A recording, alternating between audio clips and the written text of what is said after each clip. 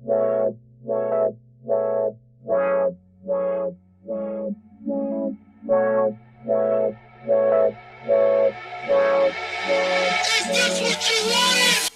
welcome to the Anicafe podcast, the Pokemon edition. Today I have a special co-host with me today. She specializes in Nintendo and everything Nintendo gaming related. Today my special co-host today is Nintendo Gamer Gal. Go ahead and introduce yourself to the audience for me. Hey, what's up guys? It's Nintendo Gamer Gal. How are you? Hey, and today's episode of the Anicafe podcast will mainly be about the Pokemon shorts, which is the Twilight Wings shorts on YouTube. Now, just to let everyone know that this episode of the podcast is episode 1, and the rest of the episodes will be cut up into their own individual videos. So you may be watching episode 1 right now, and then you'll have 2, 3, and so on. So each topic of the Anicafe podcast will be cut up into their own videos. So if it seems like that we cut it off short, then you just have to go over to the next one. But of course, most of my podcasts have playlists connected to them, so that should be just fine. But without further ado, so me and Nintendo Gamer Gal had recently watched the Pokemon Twilight Wings shorts on YouTube, and while we were going through it, I was like, hey, these are pretty fun and interesting, and I'm trying to get back into Pokemon ever since Sun and Moon, so I was like, why not do a video on it? So I thought we would kind of go over, give our reviews and thoughts on both the shorts and maybe Sun and Moon later on, and kind of give our general feel of both the shorts and the video games itself. But before we get into that, Gamer, did you watch these shorts, or have seen them before we had watched the full episodes, or how'd you stumble across the Twilight shorts as a whole? Did I stumble across them? Mars told me about them actually. Oh, okay. Because I know for me, it was the Pokemon water trainer. I had saw a lot of people had posted it on Twitter, but I never officially watched it until you had brought it up and told me about it. So I wanted to know your experience on how you came across the shorts itself. About it, I watched 2 episodes, so I had watched already 2 episodes. I hadn't watched the rest of them. Okay, and for the first part of the video, we'll kind of be reviewing each episode in order and giving our positives and negatives on each episode from 1 through 7, and then we'll kind of go with the flow of everything. But anyway, let's start off with episode 1. Episode 1 starts off with John, the sick kid, and Tommy, the bright friend, who John wants to write a letter to the chairman of the Pokemon tournament to get a ticket to the next match to see Leon in person for the next Pokemon Championship lineup. Now, if you remember this, Gamer, this is when John is trying to write the letter, but the chairman is already at the hospital. So I think Tommy is his name. Is why don't you just meet him in person and ask him? Which I was thinking the same thing. But I think the reason why he wrote the letter is because, it kind of makes it official, makes you look more presentable than just getting the rest of the kids' t-shirt signed and everything. So what did you thought of that beginning portion right there? I mean, I guess they wanted to make it more elaborate than it had to be. I'm thinking the same thing. He could have just told him hey, can I get a ticket to your next show? Yeah, I think that was a good way to go about it, because just in a realistic setting, he would have probably been I'm saying, probably not, kid. A lot of people try to get into those tournaments, so I think having it handwritten with the drawing of Leon with the Charizard on the front made it look there was passion put into that, writing, I'm saying, there was passion in that letter, it wasn't just no fan mail, he really, looks up to Leon at that moment in time. And right. During that beginning portion, it just clicked with me immediately. I was like, oh, Tommy and the nurse that pops in the first episode of that short reminds me of the director, key animator that's done Wolf Children, or The Wolf and His Boy, which is anyone has seen those 2 animes. It kind of has the Digimon, the first movie, art style. I was like, yo, these characters look really good. I was like, the art, the key animation, I was like, dang, this reminds me of a high level, almost Ghibli movie type quality. So I thought that was really interesting. But later on, towards the end of the first episode, John almost misses the chairman completely until the Corviknight swings around and they show a flashback of Leon and Charizard, like really bonding heavily together. And of course, the Corviknight bonds with the kid that almost misses the chairman. So they were basically saying that, oh, this kid and this Corviknight is similar to Leon and Charizard, so this kid might actually be on the same level, if not know how to connect Pokemon more strongly than Leon, maybe, you know what I'm saying? Because they even said in the episode, like, this Corviknight doesn't like people, and all of a sudden this kid just pops up, doesn't even know him, and is like all buddy with him. Right. But yeah, no, so I would only say, the only negative I would say about the first episode is that, is there even really a negative? Yeah, I think the only negative I would say is that the scene where he's trying to get up the steps, like, I was getting it because, like, you know, he's sick, you know, it's kind of weaker and stuff like that. But in actuality, I'm pretty sure they would have just left without swinging back. But I felt like that scene just dragged on a little bit too much with the steps. But overall, like, I believe this first episode is just to get you started with everything, like, all the other trainers that comes after this. But were there any positives and negatives that you had about the first episode? So I was thinking of the same thing when he's running up the stairs. I'm like, yo, Buddy would not have made it to the chairman in time if the chairman took the elevator and got on the Corviknight taxi and took off. I was like, there's no way Buddy running up the stairs would have made it. I mean, they don't tell you what floor he's on, but I'm like, yo, you ain't gonna make that. Like, there's just no way. There's no realistic way that he left at the same time the chairman did at the elevator, and him being sickly made it up to see the Corviknight fly away. Like, that, I thought that was dumb, but that's just me. Yeah, and he was very, when he saw him flying away, he was very casual about it. He was like, well, I guess I just missed my opportunity. Like, I don't know, like, I don't know if I was expecting to see him cry or anything like that, but he was definitely just like, just another day. Like, what you mean? Like, that was like your whole life chance right there, and then you just casually like, that's fine. Like, I don't know, it's very strange sequence of events towards the end before the Corviknight swung around. But, yeah, that was episode 2, or episode 1, I'm sorry. Episode 2 is what we're about to get to, and that is training Bae. After losing to Leon, Bae pushes herself too hard and ends up trapped in a cave and realizes that her Pokemon help in strength escapes her way throughout the rocks and actually ends up on another part of the island. Now, episode 2, I'm not gonna lie, is probably the lowest on the tier list, just because it just seems like a training montage without any dialogue or conversations. It's more of just like visuals, like, you know, this is, you know, what our animation team is working on, this is how far we're like pushing ourselves and how like passionate we are. But other than that, episode 2 doesn't really bring too much. So I wanted to know your take on Bae and the training scene with I think the rock type Pokemon.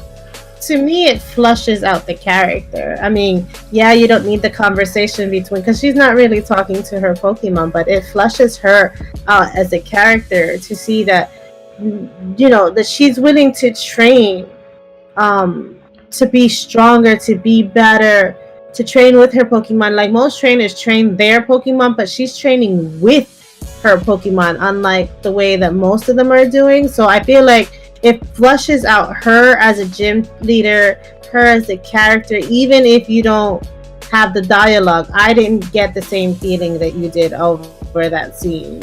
I thought, you know, it, like, if we're talking about like her training, like, she literally was taking hits from her Pokemon.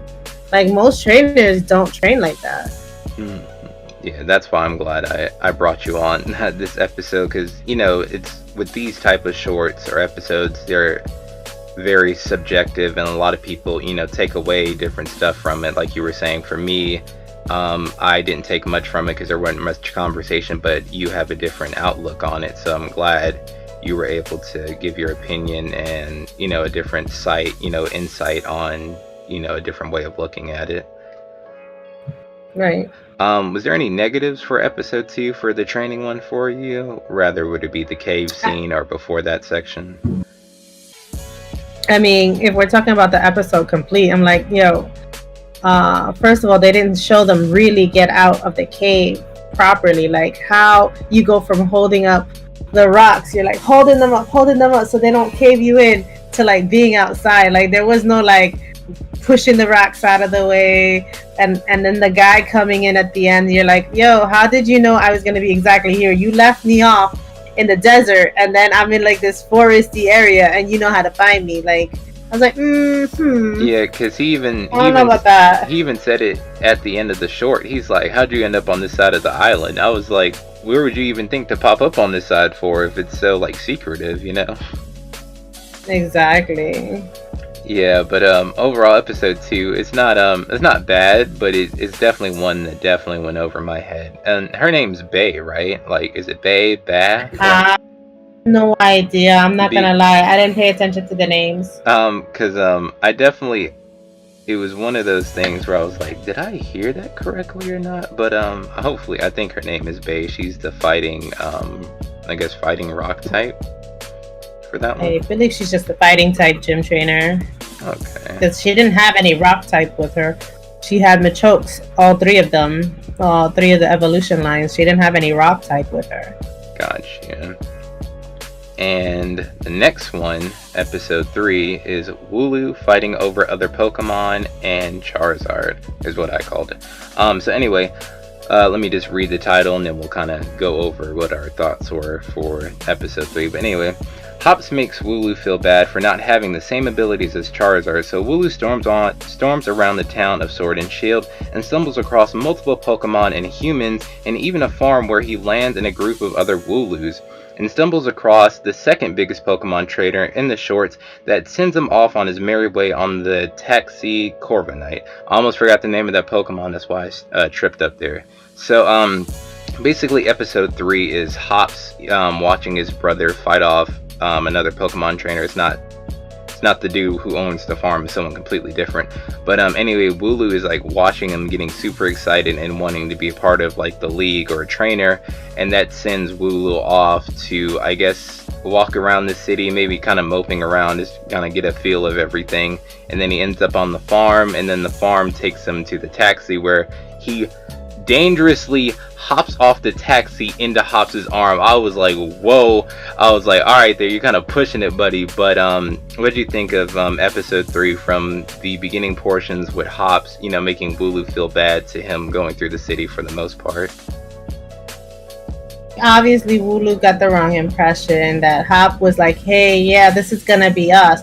I think like Hop admires his brother so much that he's like talking about him and his Charizard without realizing that Wooloo's feelings are not what he's saying. Like he's talking about bringing Wooloo, but Wooloo doesn't know that. He thinks that he wants a flying type, which is why Wooloo is jumping off of things and everything like that. And you can see him jumping off the bed and jumping into Hop's arms and like gritting his teeth like he was a Charizard, and like pretending to do like this little puff thing like he's a Charizard, because I think that he thinks Hop wants a Charizard and not him. So he's trying to be a Pokemon. He's not a Pokemon.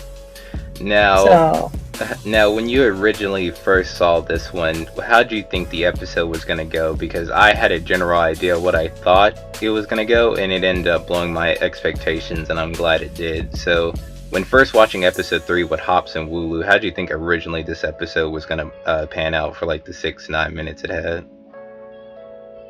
I don't think that I had any feeling of which direction it would go. So, like, I can't speak on that because I didn't have any like, oh, this should go this way, or this is probably going to go this way.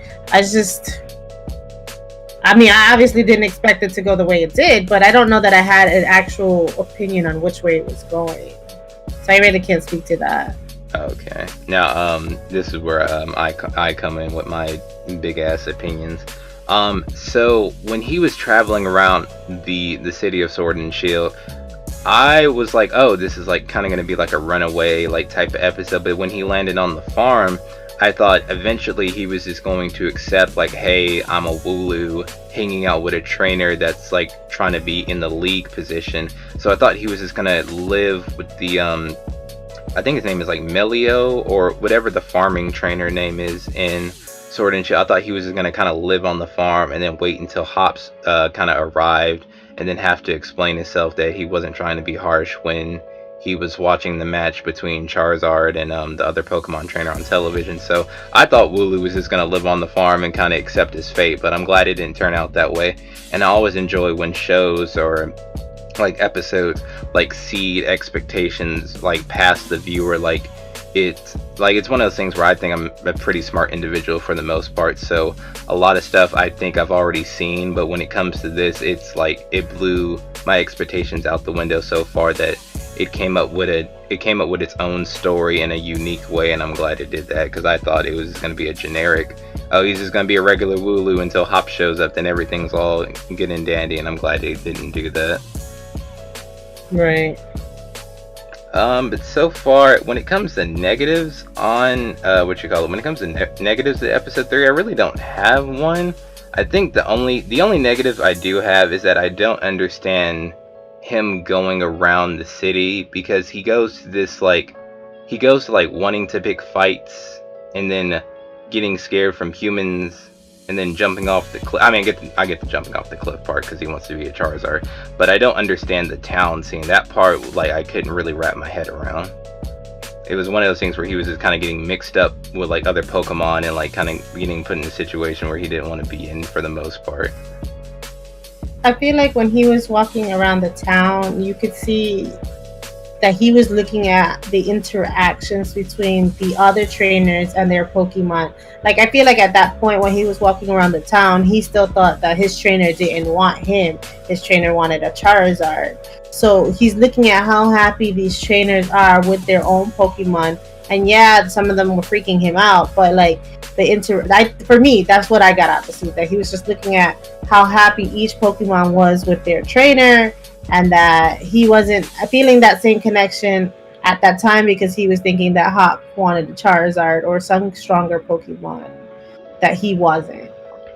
Okay, I can definitely see that now. I will also say too, before we move on to the 4th episode, when Wooloo was like trying to be a Charizard at the beginning, I didn't understand it at first, but when he did it again at the end, when Hops had finally grabbed him, I was like, oh, I get, like, because it was one of those things where like in the show, like they say like a trainer is like attached to their Pokemon, so I was like, oh, that's kind of like, I don't like his facial, like, because Pokemon can't talk, so their facial expressions, like, they're trying to explain what they're expressing with their emotions. So when he did it again, I was like, oh, he's pulling the Charizard like type joke, which I thought was pretty funny.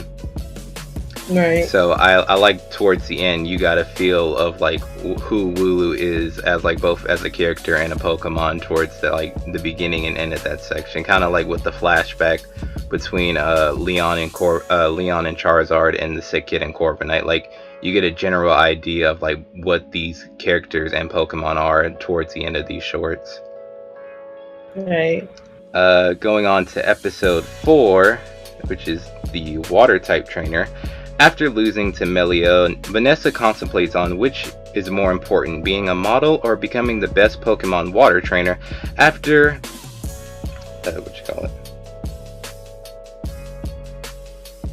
Gross.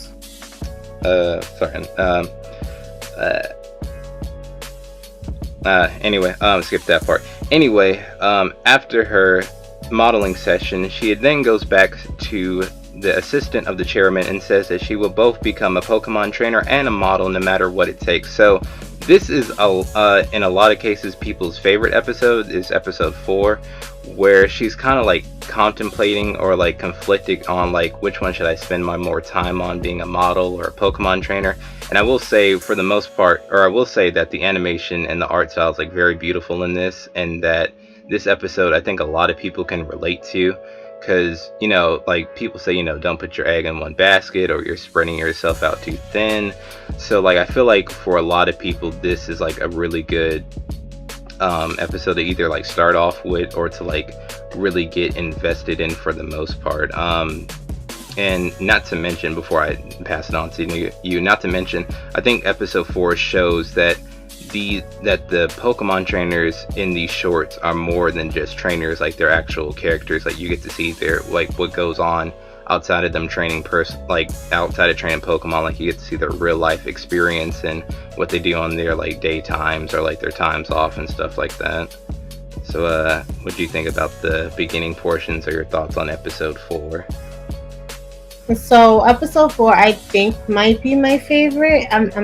We'll go over all of them, but I really think 4 was my favorite in the fact that, because Chairman Rose goes up to her and says, "Hey, I noticed your modeling career is looking better than your actual work on the field. That you're struggling on the field, and like it's making her put into question her self-worth." Like she wasn't questioning it before he did. You know what I mean? So like the whole episode of her like, oh wait, which should I do? I kind of like modeling, but I also I want to be this gym trainer, the gym leader here. Like I don't understand. Like, so I mean, I like that she took it on her own. Like, she went back and she was like, no, I'm going to do both, and I'm going to do both very well. Like, it's not one or the other for me. It's both. This is me. I'm a whole person, and my whole person has multiple things that I like. I don't just have to like one and be good at one. I can be good at multiples. And that I like that, because, everybody expects everybody to be just good at one thing. And it's fine if you're good at one thing, but like if you could be good at multiple things, that's great too. Like you don't have to just be good at one thing, or just stick with one thing that you're good at. If you're good at a lot of things, be a lot of things, So that's why I think for me it did strike a chord in that aspect where, but it was like she wasn't questioning it before he did. So that's my thing. And I feel like he did it to push her to like, hey, look, you're practicing on one more than the other. I want you to be strong in both.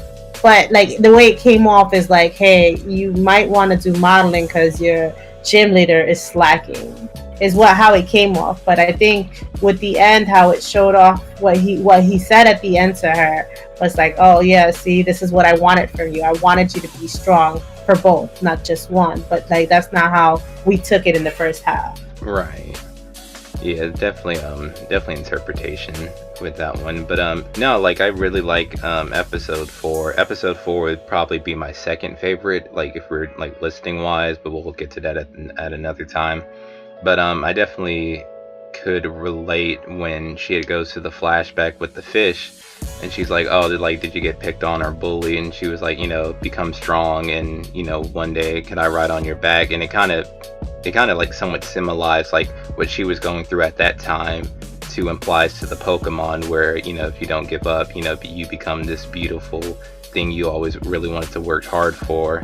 So I feel like that was also like a motivation for her in that episode as well. Right. There are no negatives for episode 4. I think episode 4 fucking killed it for the most part. Definitely, like I said, definitely one of my second favorites out of all of them. But was there for me there was a negative. Oh, okay. I mean, like the Pokemon Freebass, I think it is. Like, how did he know? Like, before she looked him in the eye, he already knew it was her. How? Like, she had grown up. Like, how do you know all these years later that that's the same person? You didn't look her in the eye. You didn't swim up to her. You just swam up to her and you're like, this is the person. Like, how? How do you know? You didn't look her in the eye. Like, how do you know that that's the same person?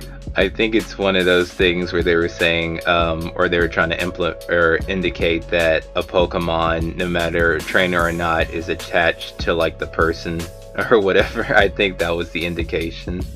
Right. Yeah, like they have. I mean, like that's not what I got. I was like, how do you know it's the same person? Like, that was the only negative I got from that scene. I was like, hey, you don't know that that's the same person. You think that's the same person, but you don't know. Yeah, I think they were saying that spiritual connection and that bond when she was a kid traveled over till now, and he just had that sense like, this is the one that pushed me to get this far, which I think was maybe the point of it. Okay. I didn't get that, but that's just me. It's all about in the heart, the spirit, man. You got to be attached to your Pokemon as one, I think is what they say. But episode 5, like, granted, we're gonna go back to listings, but this, I can relate to this one so badly. Episode 5 is about the assistant. it starts off with a flashback scene where she's starting out, and I think she's trying to figure out the mechanics or mega evolutions. Is it mega evolutions or is it called something else? Did I get that term correct? It's not mega evolutions in this thing. It's Gigantamaxing. So there's two of them. There's I can have so the other one is Gigantamaxing, though, for sure. There's two different ones. Gotcha. Yeah, she's trying to figure out Gigantamaxing in the flashback, and then it comes over to modern day, where she's kind of like taking the business on her own until she meets up with the chairman, and then they're driving on the Corviknight taxi, and then the driver does what I do. I got the terms mixed up. I said, what did I say? Gigantamax? What did I say at first? Because I got my terminology mixed up. Gigantamaxing. I can't pronounce it. I wish I could pronounce it. I think it's Gigantamaxing, but I could be saying it way off, so nobody at me. Yeah, anyway, the driver does what I do, and I got my terminology mixed up, and she like goes into detail between the two forms, between when they're really big in Sword and Shield and the other terminology, which I can't think of on the top of my head like that. Gigantamaxing. Yeah, there you go. But yeah, and like I said, she basically hammers down on the taxi driver, and the chairman's kind of just laughing because she's so passionate about the work that she's put in to get this far. But anyway, yeah, with that wrapping up with the episode, the reason why I love this one so much because I could relate to this on a personal level, because I've always had someone told me, if you're gonna do something, make sure you're the best at it. And that's what kind of the assistant does, where she's kind of taking on the business on her own, so that way the chairman doesn't have to like waste the time, you know, he can do other important stuff. And then when she does meet up with him, it's kind of like he wants the conversation and like their moments to be on a personal level, but it's like for her it's strictly business, because like you can't slack off, or you can't get, you know, close to someone that's higher up than you.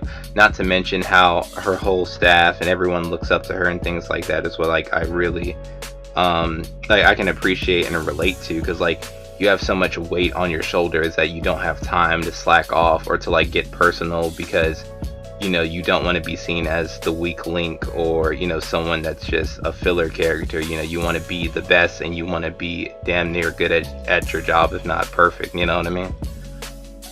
Right. But you know, I heavily relate to episode 5, just like the character, the scenes, just to show that like if you're gonna do something, you damn near will be perfect at it. Like I fucking love episode 5. But would you take away from the scene? Sorry to take the spotlight on you there. I mean, I didn't like it too much this episode. I mean, I did, like, I understood her passion, but like I saw it in a different way. I feel like she more complimented the chairman than anything else, because he's such a loose end kind of guy, like willy-nilly, and she's like the one who scheduled this and scheduled that, and this needs to be done when this needs to be done. So, and I feel like he needs that, because he does stuff off the cuff, which is great. And then he's personality, where she doesn't really have a personality. I mean, she is personality, but like she can't, like, nobody, it seems like nobody can relate to her but the chairman, who understands the kind of like her passion about the work, where like we see where the taxi driver didn't give a crud about the difference between Gigantamaxing and Gigantamaxing, and she's like, no, Gigantamaxing is when they change the form, they don't look the same, blah blah blah. And he's like, okay, but I didn't care. And the chairman is like laughing it up, because he knows like she's very passionate about the things she's passionate about. Like I don't think he would have just not sweated off or whatever, you don't understand the terminology, where she's like, no, this is what the difference is. So I get it, but it's like, it wasn't my favorite episode, I'll tell you that for sure. Oh yeah, I can definitely see it from that way. Also, like before the episode had closed out, they had went back to the flashback one more time with her and the chairman, and she kind of had like a rush or like a spark, where her hard work or her dedication like was shown to him. So like he understood her from like that perspective, and she got, you know, she kind of got like the recognition where, you know, all the time and, you know, effort she was putting into it actually was, you know, being shown to the person she was working so hard for. It's kind of like when famous people say like, I don't want fame, I want recognition, is basically saying like I don't want to be famous, I just want my work to be seen by a lot of people, if that makes sense. Right. But yeah, and I've definitely could really relate to that, and I feel like that's another thing about Pokemon. Was it Twilight Wings? I think yeah, Twilight Wings. Twilight Wings, yeah. Is that a lot of people could take at least one thing from each episode, if not, or is able to relate to one of these things, you know, from each episode itself. But definitely one of my personal favorites out of the 7. Next one is episode 6, Moonlight. Is when Tommy gets released from the hospital without getting a chance to apologize to John, so he meets up with the ghost Pokemon trainer to try to get a ticket, so they sneak back into the hospital to basically, you know, for him to apologize, and that's kind of what the whole episode is about. They don't even get a ticket, it's kind of like this, like, you know, reuniting between friends since he got released, and he kind of said some stuff that he regret. I don't really have much to say about this episode other than this one wasn't really for me personally, but it was cool to see the ghost type trainer. But other than that, that's kind of it, and I had a few laughs at the end when the ghost Pokemon showed up. But what was your interpretation on episode 6, Moonlight? I mean, I kind of like this one a little bit. I like that you see that not all the gym trainers are like erg strong and everything like that, because this guy, he's so like meek and he doesn't want anybody to talk to him. He's so comfortable with just the ghosts around him that he's not comfortable even talking to kids his own age. He's super uncomfortable. He's hiding behind his ghosts. His ghosts are trying to scare away people to protect him because the ghosts know that he's not comfortable around people. So I thought, like, to see his relationship with the ghost, how the ghosts protect him because they know he's shy and he doesn't want to talk. And even throughout the whole scenes where he's talking, like when he's interacting with Tommy, is it? I forget his name. Even Tom. Throughout the when he's interacting with him, he's not really interacting with him so much because he's still pretty shy. And I like that he still can give him advice, but he's like, oh, why don't you do it? Why do I have to fix your problem? Why don't you fix your problem? So, like, even though he's a meek and shy little ghost trainer, and he's not as tough and rumple as all the other, gym trainers, I thought, for me, that was nice to see. Like, not all gym trainers are comfortable in their own skin. But, you know, he's also still a kid in the episode at the end of the day, so there's that, too. Yeah, the ghost type trainer definitely showed itself to be one of my favorites in this episode. Not to say that Tommy and John aren't great, it's just that, like, you know, Tommy, you know, basically explains in the episode, like, you're really reckless, but when you have your mindset on something, like, you really go for it. And, you know, I thought that was, you know, pretty unique and, you know, definitely a good learning lesson for, you know, this type of series. But it was very nice to see the ghost type Pokemon trainer, like, have a personality and, you know, show a side of himself that you don't kind of, you know, really get in the video games and probably the anime later on when it, you know, gets to him, hopefully. But definitely, I guess I could say, like, my positive or the takeaway I took from it was seeing a side of the ghost type trainer that I would never got a chance to see before, and kind of stepping up and showing Tommy and John that, like, hey, you know, if you have a problem, kind of solve it out on your own. Don't kind of rely on other people for that type of stuff. Exactly. Yeah, and then we go to the final episode, episode 7, which is called Sky, which is the final one where John gets a chance to meet Leon, and he goes to the Pokemon tournament, and that he finally gets a chance to be in the arena.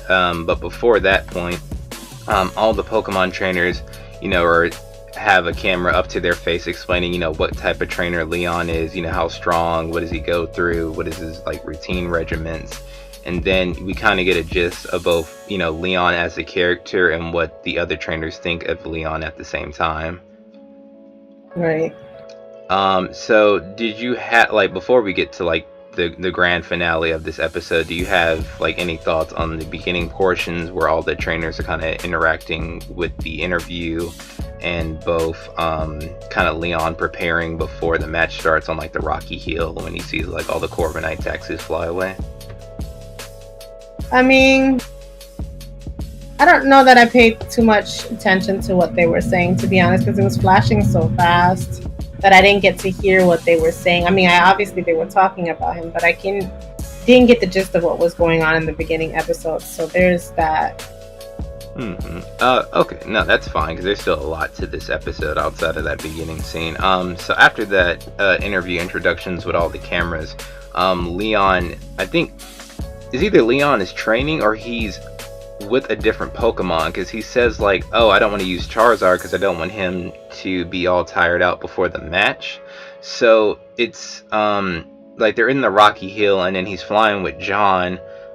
But what you call it, I don't know, like, you know, they start showing all the visuals and stuff during the flying scene, and then once they get to the Pokemon Tournament Coliseum, whatever it's called, he's like, you know, whenever you become a Pokemon trainer, you know, like, hit me back up again, but I promise you I won't go easy. So what was your thoughts during that, during those sequence between the Rock Hill and then them finally getting to the arena match area? Well, I mean, the whole thing with the thing is that they got caught in a tailwind, I think, and that's why the taxi went down. And he didn't want to take his Charizard out to save them, because he's like, hey, if I take my Charizard out and I tucker him out now, he's not going to be 100% for the next match. And he always likes to have his Pokemon at 100%. But I did like the scene where they're flying on the back of the Corviknight after the taxi guy was like, hey, you can still take Corviknight. You just have to fly on his back and he'll get you there and he can circle back for me. But I like the scene where he's like, hey, are you afraid? And John was like, no, I'm not afraid. He's like, all right, let's do this, Corviknight. And then Corviknight just soars all reckless, and they just holding on, and it like shows that both of them really trust this Pokemon that they don't really know, but like they both have trust in Pokemon, whereas most people would have been like, no, I don't think so.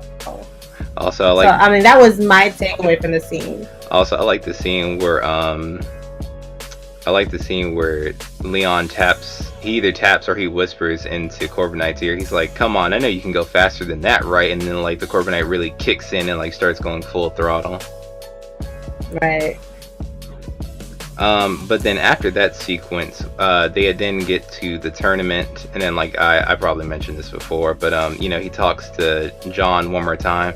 He's like, you know, whenever you become a Pokemon trainer, you know, let's battle one day, but I promise you I won't go easy on you. I don't go easy on any of my battles.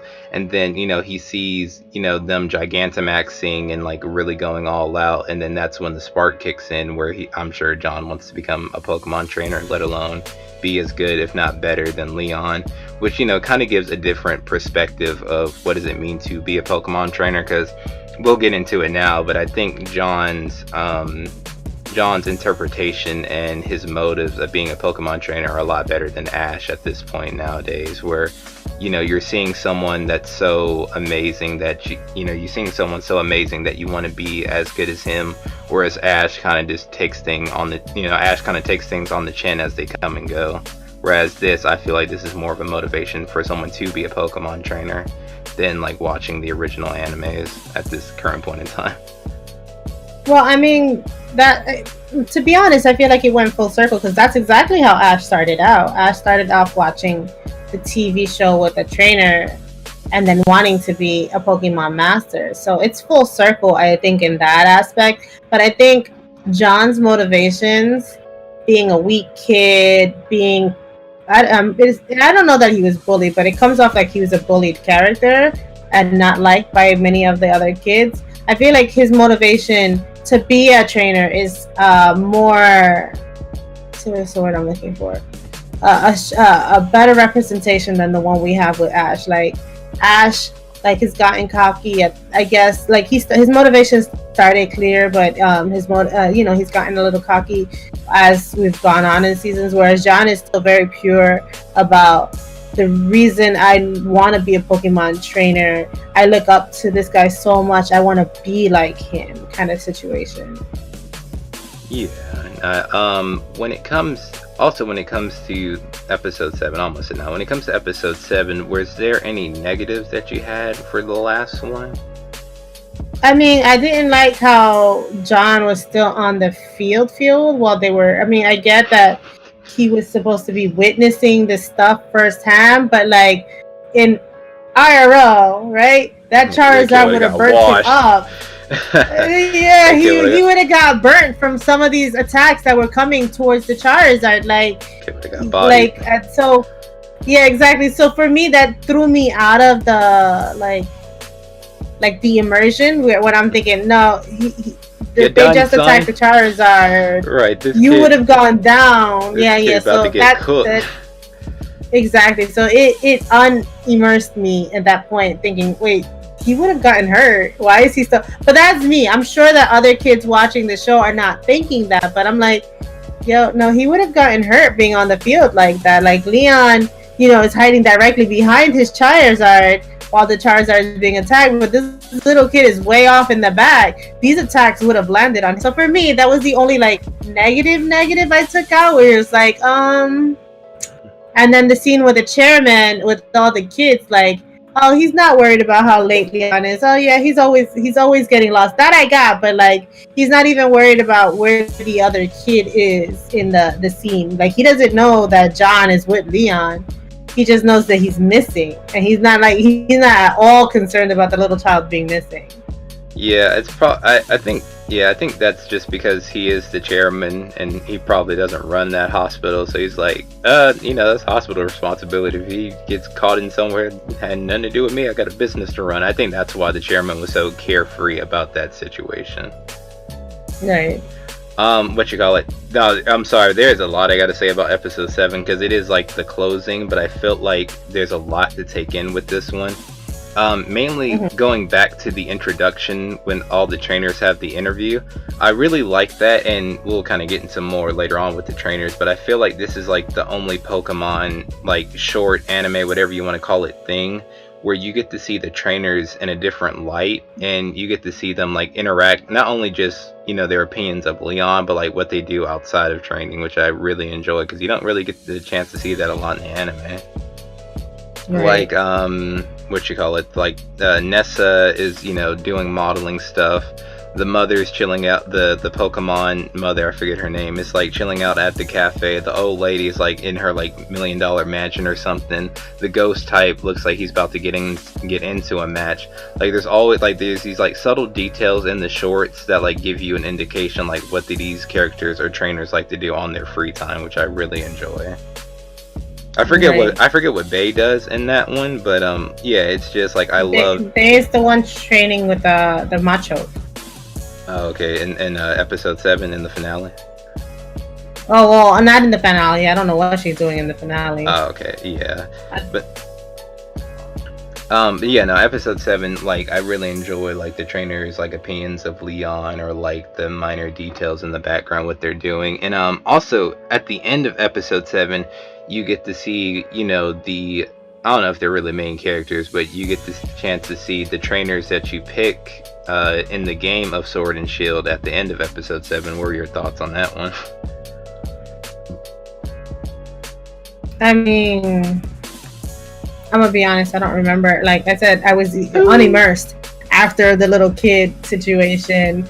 So like I don't remember how it ended. I just know that while I was watching these episodes, I definitely like was enjoying these more than I liked the actual series, because you get to learn, like, besides Brock and Misty who travel with him, you don't really know these gym leaders in the background and their motivations and stuff like that. So I did like that we got to learn all these characters' motivations.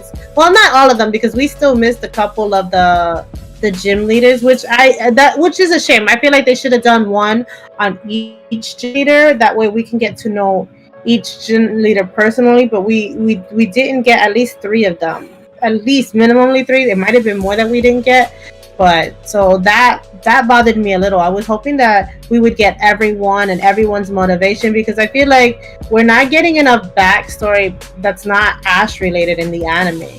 Right. Also, to go to the gym leaders, we got we got Nessa, we got the ghost type, we got the fighting type, we got Leon, and we have the grass type, which is the Farman. So that's, what's that, 4 or 5? I think that's 4 if I'm correct. 1, 2, 3. Oh, 4. With the grass type, that would be 5 with Milio, the farmer.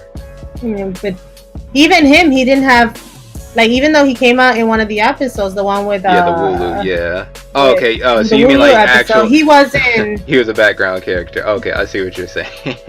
like he didn't have like substance besides you seeing him running his sheep farm. There was no substance to him as a gym leader, whereas every other character you could see that their personal motivations, their personal trials and tribulations, being this gym leader that, you know, because gym leaders are supposed to be like these high authorities in these games, I mean, well, in these shows, and if you don't know what their motivations and why they're doing it, kind of thing, I feel like it, you know, I like the shorts for that, and I think they should have done all of them, but that's just my opinion.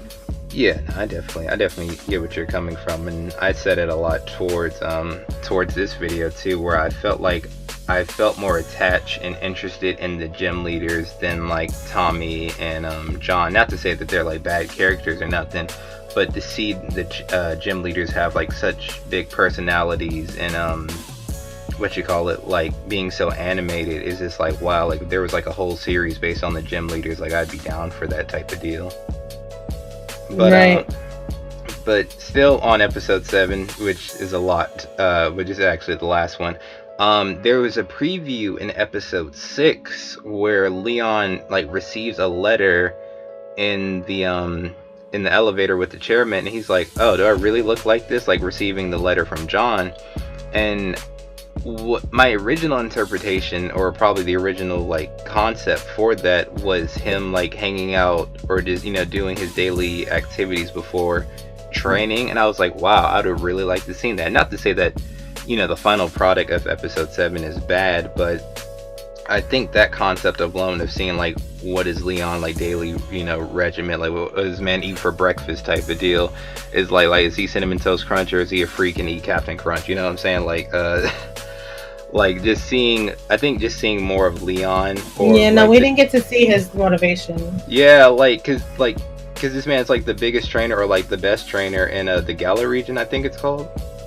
So it's just like Right. like what is this man's like speech pattern? Like is he just always this cheerful guy, or like does he have a little like oomph to him? Like can he like roast your ass if need be type of deal? But now I definitely would like to know what the original concept of was for episode 7, because during like at the end of each episode they always give you a preview of the next one. So episode 6 was a preview of episode 7 of them in the elevator, and of course that probably got scrapped for certain reasons. So I would definitely like to see Leon during that scene, or just how he talks with certain people at some point in time, which we'll get to eventually towards the end of this video. So now that we have the episodes and orders out the way,